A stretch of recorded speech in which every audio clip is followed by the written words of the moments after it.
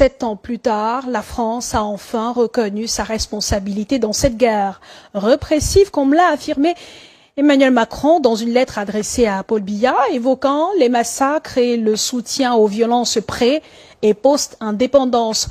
Pourtant, le Cameroun lui-même n'a toujours pas honoré la mémoire de ses martyrs, comme Ruben Oumniobé, dont le corps fut profané et le nom interdit jusqu'aux années 1990. À l'aube d'une élection présidentielle historique, où Paul Biya, au pouvoir depuis 43 ans, brigue un nouveau mandat, la question de la mémoire collective ressurgit avec acuité. Les anonymes, victimes oubliées des exactions coloniales et des répressions politiques, attendent toujours justice et reconnaissance. Dans un contexte de tensions ethniques et crise sécuritaire, les descendants de martyrs s'accordent à dire que la reconstitution de cette mémoire est essentielle pour apaiser les fractures nationales. Que devraient donc faire les politiques pour honorer ces héros et ces anonymes? Qu'attendre d'un éventuel changement de régime? L'analyse de nos invités est à suivre en deuxième partie d'émission. Mais avant, place au journal. Devoir de mémoire aux martyrs de la lutte d'indépendance assassinés par l'armée française entre 1945 et 1971. Seules 3 figures emblématiques réhabilitées et élevées au rang de héros nationaux à la faveur de la loi du 19 décembre 1991. Pourtant, en plus de Ruben Oumniobé, Félix Roland Moumié et Ernest Ouandjé, des milliers de nationalistes ont été assassinés pour la même cause et enterrés dans des fosses communes en région Bassa et Bamileke. À la date symbolique du 13 septembre, marquant la commémoration de la mort de Ruben Oumniobé, tous ses compagnons d'infortune sont certes honorés, mais dans une indifférence du gouvernement camerounais et des citoyens. Morts pour la protection et la défense de notre patrie, les festivités se limitent à la seule famille politique de l'UPC. Pourquoi cette indifférence totale et une reconnaissance au deux poids, deux mesures? La lecture de Jean-Paul Chouniat. Le rituel annuel de commémoration de l'assassinat de Oumniobé le 13 septembre 1958 rappelle aussi à la mémoire collective le sort subi par ses autres camarades de lutte les plus en vue. Félix Roland Moumié, empoisonné au thallium en 1960. Osende Afana, abattu le 15 mars 1966. Ouandjé Ernest, fusillé le 15 janvier 1971. Leur seul péché, avoir engagé la lutte armée pour débarrasser leur pays du joug colonial et libérer le peuple camerounais, aujourd'hui encore victime d'un néocolonialisme qui pille nos richesses et maintient la population dans la misère, tout en compromettant l'avenir des générations futures. Des décennies après leur assassinat, leur combat était enfin reconnu, avec leur élévation au rang de héros nationaux, à la faveur de la loi du 16 décembre 91, réhabilitant certaines figures de l'histoire du Cameroun. Seulement, parmi cette liste incomplète, un de leurs bourreaux, le premier président de la République, Amadou Ahidjo, qui fit exécuter Osende Afana et Ernest Ouandjé, pour ne citer que cela. Même si aujourd'hui, ces quelques martyrs sont célébrés pour avoir combattu jusqu'au sacrifice suprême. Tout à côté, d'autres leaders charismatiques sont morts pour la même cause, en zone Bassa et Bamileke, sans jamais recevoir à ce jour la moindre reconnaissance nationale des gouvernants et de la nation tout entière, leur nom presque effacé de l'histoire douloureuse du Cameroun. Des milliers de militants UPCistes anonymes ont été liquidés par l'armée coloniale française et le régime Ahidjo aux ordres de la France, tous enterrés dans des fosses communes. Les massacres d'Équité du 31 décembre 1956 dans la Sanaga maritime, les victimes du train de la mort du 1er février 1962, l'incendie criminel du 24 avril 1960 au quartier Congo de Douala, les Camerounais précipités à la chute de la Métier à Bafoussam, des villages rasés au napalm de la carte de la région de l'Ouest, à tous ces milliers de combattants oubliés de la lutte d'indépendance. Il faut ajouter ceux qui ont perdu la vie dans la bataille contre les impérialistes allemands entre 1884 et 1916. Rudolf Douala Mangabel, pendu sur le plateau d'os de Douala. Martin Paul Samba, exécuté à Ebolova. Le roi Madoula de Batanga, Chief Kouva Lekenie de Bakweri au sud-ouest ont connu le même sort. Et tous les labidos et guerriers tués dans le septentrion pour la défense du territoire Cameroun. Si de tous ces milliers de nationalistes camerounais assassinés par les colons allemands et français, seuls Ruben Oumniobé, Félix Roland Moumié et Ernest Ouandjé ont été élevés au rang de héros nationaux. Que prévoient les 11 candidats à la présidentielle de 2025 dans leur projet de société pour restaurer la mémoire et l'honneur de ces milliers de martyrs assassinés pour avoir tenté de défendre leur pays et protéger leurs compatriotes? Bienvenue à ceux qui nous rejoignent à l'instant. Nous sommes en direct sur Balafon Télévision et sur Radio Balafon. Vous pouvez nous suivre sur Balafon Télévision, la page Facebook, sur le 922 Radio Balafon, sur le 515 Balafon Télévision, du bouquet Canal+. On parle ce soir, on revient sur la semaine des martyrs, au-delà des leaders de l'UPC. C'est le thème de cette édition de Tribune présidentielle et on reçoit Clément Boindeux, écrivain, descendant de martyrs comme nous autres. D'ailleurs, bonsoir Clément, merci d'avoir accepté notre invitation, bienvenue. Bonsoir Claude, toujours un plaisir de partager le plateau. Bonsoir aux copanélistes, bonsoir aux familles des martyrs. Puisse leur sang être la moisson de l'espoir du Cameroun. Il a dit, Bernard, l'UPC, c'est la seule vraie famille qui reste aux descendants de martyrs. C'est le cas, effectivement, Clément Boindeux. On voit depuis un moment, on vous voit vous déployer sur le terrain, produire des communiqués, vous adresser aux Camerounais, aux candidats. C'est vrai, effectivement, que vous êtes seul, à part l'UPC, il n'y a personne d'autre qui vous accompagne? Bon, c'est normal que l'UPC revendique cela. Puis c'est ça qui regroupait l'esprit nationaliste. Donc, vu sur cet angle, il a raison. Alors, c'est la semaine des martyrs. Vous marquez un temps d'arrêt pour vous souvenir de ceux-là qui sont morts pour la patrie. Mais pourquoi est-ce aussi important de dédier toute une semaine à ceux-là, à vos parents, à vos grands-parents, à ceux qui sont morts pour l'indépendance du Cameroun? Clément. Nous sommes des Bantous. C'est normal de faire le deuil. Donc, rappeler leur mémoire, c'est rappeler aux institutions que les funérailles sont toujours attendues pour enfin sceller la réconciliation. C'est pour ça que ce serait normal chaque année qu'on rappelle leur mémoire à la postérité et que la postérité sache qu'on a des repères. Mais cette restitution que vous demandez, restitution de la mémoire, elle passe naturellement par la réécriture de l'histoire même du Cameroun, Clément Boindeux. L'histoire est racontée aux enfants à travers les livres, dans les livres. Il y a des cours d'histoire dans les lycées, à l'école primaire, dans les lycées, à l'université, dans les collèges, ainsi de suite. Est-ce que cette histoire, pour le cas du combat de Ruben Oumniobé, est bien racontée, suffisamment racontée à ces jeunes-là pour qu'ils prennent véritablement conscience du sacrifice qu'il a fait pour le Cameroun? Je reviendrai d'abord sur les propos de Bernard, oui.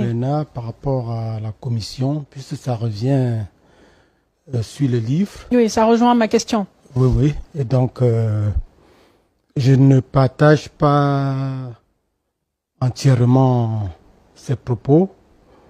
Quand il y a une avancée, il faut saluer. Et j'ai l'impression, pas simplement l'impression, la France a fait un pas par rapport au Cameroun. Et quand on parle de science, ça n'a pas de couleur. Un historien peut s'intéresser à tout. Le rapport existe. Il y a des choses qu'on peut tirer de ce rapport. En bien. La preuve, le président Macron lui-même, dans sa lettre au président Biya, a cité Oumniobé comme ayant été assassiné par la France. Hier, on ne le disait pas. Aujourd'hui, avec toute la pression que la France subit, elle est obligée de faire marche arrière pour reconnaître certains faits. Quand il y a cette avancée, il faut saluer et pousser pour qu'elle avance davantage. Mais Bernard Chaï disait, de l'UPC d'ailleurs, disait que l'UPC n'a pas été approché par la commission chargée de la rédaction de ce rapport. C'est pourquoi il remet un peu en doute son contenu. Oui, si on est statique, on assume les conséquences. Il faut être dynamique. Qui est statique? L'UPC ou bien... Les Camerounais. Les Camerounais, ils n'aiment pas lire, ils n'aiment pas écrire, ils sont dans les gargotes. Et dès que la commission a été créée, j'ai pris le devant pour écrire au président Macron que les autres fassent de même. Dans sa lettre au président Paul Biya, il s'est dit favorable à la poursuite des recherches. L'occasion ainsi donnée à ceux qui ont à dire de le dire. S'ils ne peuvent pas le dire, nous sommes là qui viennent vers nous, on va les aider à dire. Donc, il y a eu un pas, il y a une avancée. On a parlé de guerre alors que c'est génocide. À nous de trouver les moyens pour dire que non, là, vous avez mal parlé, c'est le génocide. Mais à quoi est-ce que cela servirait? Est-ce que la France pourra revenir sur ses propos et dire « Excusez, nous nous sommes trompés, on a parlé de guerre, pourtant c'était un génocide ». En science, quand on peut convaincre, on convainc, c'est les arguments, argument contre argument. Parlant de Ruben Oumniobé, si son histoire est connue davantage aujourd'hui, c'est parce que quelqu'un a travaillé pour ça. Achille Bembe a beaucoup travaillé pour Ruben. Hier, quand on parlait Ruben, les gens fuyaient. Aujourd'hui, plus on inculque ça dans la mémoire, chacun veut ressembler à Ruben, à nous autres, de nous approprier de cette histoire. L'histoire de Jean Bwende est connue parce que je travaille là-dessus avec des gens. Donc, l'histoire de Fossi Jacob est connue parce que sa fille écrit. Elle écrit. Mettons-nous à l'école et puis on aura la vraie histoire. Clément Bwende, Louise Fossi a parlé de traumatisme tout à l'heure.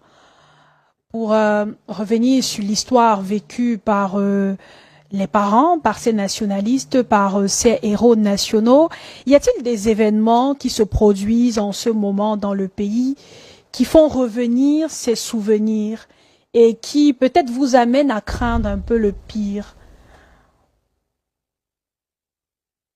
Si nous acceptons de venir parler ici, c'est justement pour éviter le pire. Parce que l'histoire est un miroir. Ce que je déplore, c'est que nos hommes politiques ne s'approprient pas le combat de ces héros. C'est bien d'aller faire le pèlerinage et consorts, mais je souhaite qu'on aille plus loin en faisant sien l'esprit de ces pères fondateurs. Je reviens également sur... ce que Thierry a dit tout à l'heure. Oui, par rapport à la création de l'UPC. Oum n'a pas participé à la réunion, pas parce qu'il était absent. Il était plus présent qu'absent en esprit. C'est justement parce qu'il était traqué. Sa présence aurait attiré l'attention du colon et empêché la création. Donc, il était là en esprit. Bouli Léonard a pris les rênes. Et le 10 avril, le parti est créé, mais est légalisé en juin 48. Et dirigeant syndicaliste, et qui avait avec Assalé conseillé, par exemple Jean Bwende Abafan, de créer un syndicat, le premier d'ailleurs en pays Bamileke, le SPP, le syndicat des petits planteurs.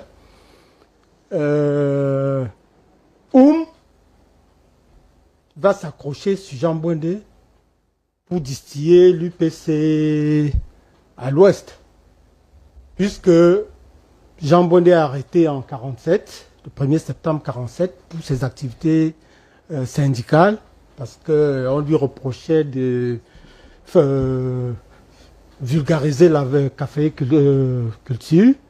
Et donc, c'est secrétaire général de l'USCC, qui fait le déplacement de Bafan pour venir s'enquérir de cette arrestation. Et dès qu'il rentre, il fait un rapport qu'il envoie à la Fédération syndicale mondiale et à la CGT à Paris, parlant de l'arrestation de Jean Bouindé. Un mois après, le journal Le Monde publie cette arrestation et Yaoundé s'en étonne pour chercher à savoir comment l'information est arrivée à Paris. Et donc, on envoie le chef de région à Bafan pour voir Jean Bouindé par rapport à ça et lui demander de laisser le syndicalisme contre rançon. Jean Bouindé a dit qu'il lutte pour une cause juste et que même l'oiseau aurait pu emporter l'information en France. Et donc, quand le chef de région quitte la cellule, il donne des instructions que tout oiseau qui survole la cellule doit être abattu parce que cet homme se transforme en oiseau.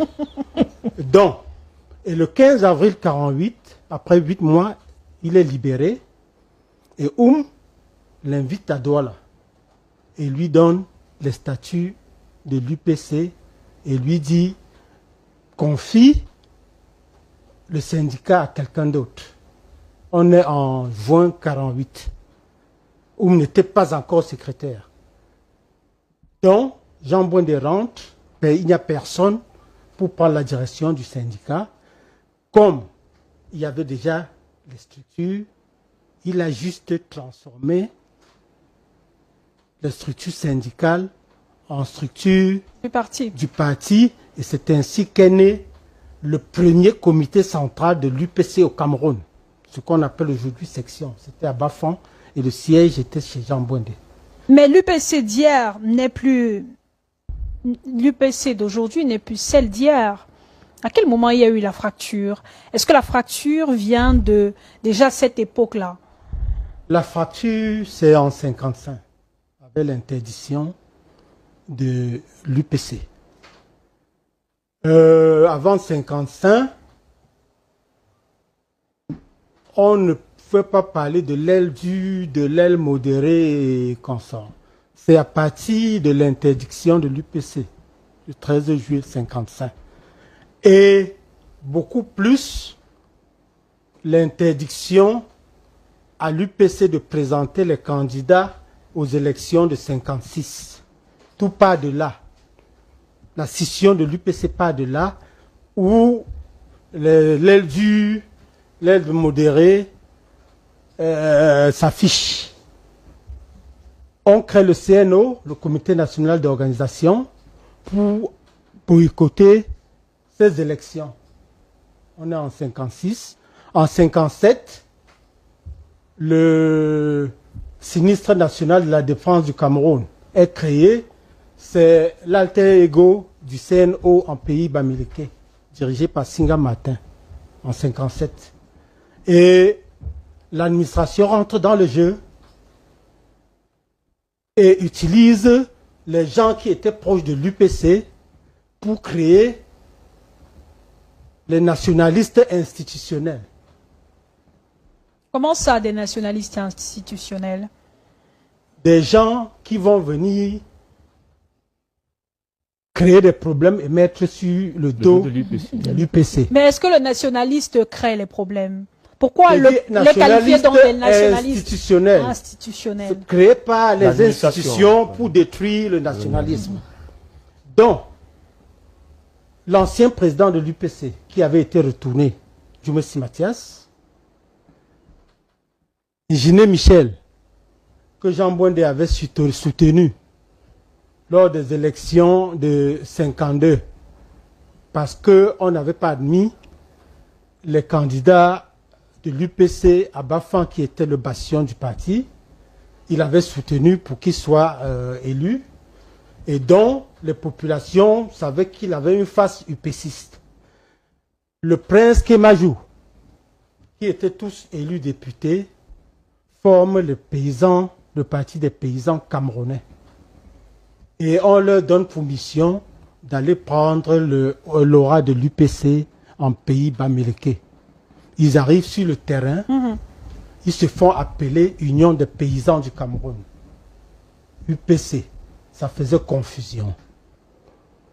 Et donc, le terrorisme commence par là. Évidemment. Ils posent des actes qu'on met sur le dos de l'UPC. Et je voudrais Et parler puis, d'un le massacre. représentant de l'UPC va réagir à votre suite. Vous allez sortir par là. C'est des gens qui ont perpétré un gros massacre à Banka, derrière la mission catholique.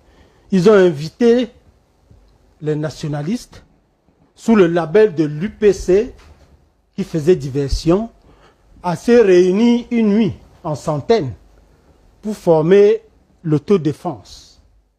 C'était des gens qui étaient cachés et sous le label de l'UPC, on les a fait sortir de leur buisson et on leur a dit que chacun sorte avec une lampe allumée sur la tête. Ils l'ont fait et l'armée coloniale les a zigouillés en centaines. On parlait des tickets, mais personne n'a jamais parlé de ça. C'est l'occasion que cette recherche que le président Macron voudrait que ça continue, c'est l'occasion qu'on parle de tout ça. Tout à l'heure de ce défilé que les uns et les autres font sur les tombes de nationalistes, d'anciens chefs d'État et tout, est-ce que ça a un réel impact? Est-ce que ça change quelque chose? Est-ce que ça participe justement à faire revenir, faire sortir ceux-là de l'oubli? Ou alors ce sont de simples initiatives calculées, surtout à l'approche de l'élection présidentielle, Clément? Je crois que c'est un pas et chaque pas doit être salué. Tout ce que je peux demander, c'est qu'au-delà de ça, qu'on s'approprie de cet esprit. Maintenant, Louise Fossi, oui, qu'a-t-elle elle a dit? parlé, vous avez parlé des bourreaux. Je profite pour chuter là-dessus et parler d'endocolonialisme. Et prendre un cas, celui de Jean Bondé, qui, à la faveur de la loi d'amnistie, quitte le maquis en mai 1960. Et en 61 se présente aux élections législatives et est élu maire de la commune de plein exercice de Bafon. Il se met donc à mettre en œuvre le troisième objectif de l'UPC, l'élévation du standard de vie de ses concitoyens. Et en face, il a un administrateur noir, le préfet, qui met les bâtons dans les roues parce qu'il souhaite composer avec lui dans la distraction des fonds de la mairie. Ça ne marche pas. Le président Aïdjo est informé des difficultés qu'il mène au maire et l'affecte à Douala comme secrétaire général d'administration fédérale. C'est une promotion, rétrogradation. Il prend ça mal et de Douala, il fera que Jean Bondé soit la première victime de l'affaire Wangé. Puisque de Douala, il monte un faux dossier contre Jean Bondé parce qu'il avait sollicité un prêt à la Banque camerounaise de développement à Tchang d'1,2 million qui a prospéré. Et donc il monte un faux dossier pour dire que Jean Bondé finance le terrorisme et qu'il a donné 1,2 million à Ernest Wangé le 16 juillet 65. Mais il est arrêté et est passé par la balançoire à la BM de Konsamba, de là à Yaoundé, où il traîne pendant 6 mois dans le BM avant d'être envoyé à Mantoum, où il passe 4 ans et demi sans jugement. Donc avant même l'affaire Wangé, Jean Bondé est déjà victime. Il passe 5 ans dans le BM et les prisons. Il ressort en juillet 71 dans le cas de l'affaire Wangé toujours, pour les mêmes traces, on l'arrête. Et j'en garde les traces. Quand vous m'invitez, vous mettez Clément Bouendé. Nous sommes nombreux. Tous mes frères, c'est Bouendé. Oui. Moi, j'ai un autre nom. Mon nom propre, c'est Westilendja. En bafan, ça signifie ne regarde pas derrière, avance. Parce que Jean Bouendé avait décidé de ne pas être rancunier, d'effacer toutes les injustices subies. Et je profite pour raconter une anecdote. Et ce sont d'ailleurs ces injustices-là que vous racontez à chaque fois dans vos parutions. Absolument. C'est normal que les gens sachent et ça prône aussi le pardon. Et donc, une anecdote. Une très courte. Très courte anecdote. À Yaoundé, dans le cadre de l'affaire Wanji, où il passe 3 mois à Yaoundé, parce qu'avant ça, il a passé 3 mois à Bamougoum. À Yaoundé, où il a souffert, en capitale de souffrance, il a souffert plus qu'à Mantoum. On l'a passé au choc électrique par le nez, la bouche, jusqu'à vouloir atteindre ses organes. Il a dit au commissaire, s'il vous plaît, monsieur le commissaire, allez partout, sauf sur cette partie, parce que ça va encore donner des enfants au Cameroun. Le commissaire a compris et n'a pas touché ses organes. Et donc, quand il est libéré, le 31 décembre 1970, il arrive à Bafan. Je suis le premier des œuvres de ses organes. Qui ont été préservés. Qui ont été préservés. Et en 1972, le commissaire est envoyé à Bafan pour voir si ça lui convient.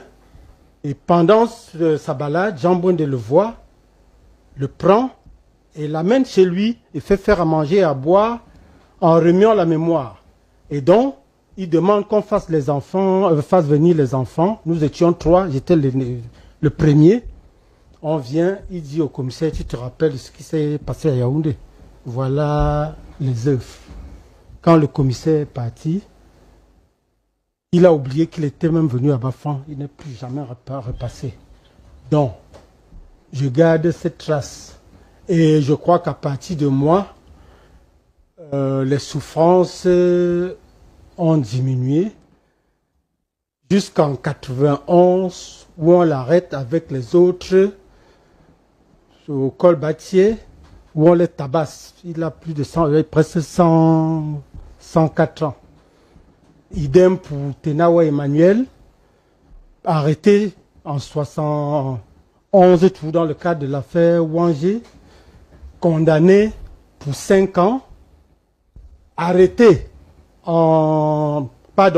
tabassé en 91 et qui meurt suite de ses sévices. Un homme bien bâti qui aurait fait ça en 100 ans et dont la vie a été brisée comme ça. Je parlerai de Yumbi Michel. Il y a tellement d'exemples, Clément. L'enjeu aujourd'hui est de faire sortir ceux-là de l'oubli. Moi qui vous remercie, messieurs, madame, d'avoir été avec nous ce soir. Un mot de fin, Clément Bouendé. 30 secondes. Merci beaucoup, Claude. Je tiens à saluer l'initiative du professeur Kamto qui a fait le tour